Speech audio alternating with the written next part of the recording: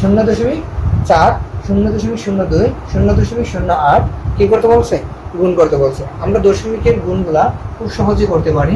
আমার এখানে আছে কত? 0.4। এটা আমরা কি লিখতে পারি? 4, 10 গুণ দিয়ে এই যে দশমিকের পরে কয় ঘর আছে? 2 ঘর। 2 ঘর থাকলে কত দিব? 1 দিয়ে 2টা শূন্য দিব।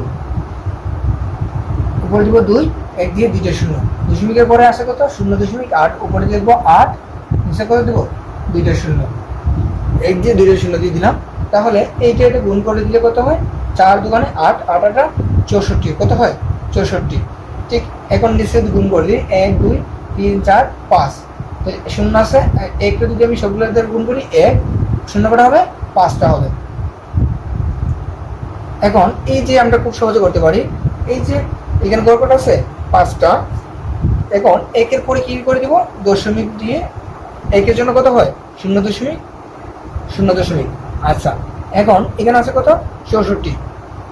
এখন দুইটা সংখ্যা আছে, উপরে সংখ্যা কটা?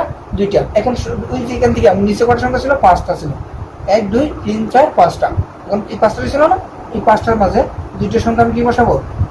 উপরে 2টা সংখ্যা বসাবো। বাকি থাকে কটা? 2টা 3টা থাকে। 1টা 2টা 3টা, এই যে বসাইলাম, এটা আমার আনসার।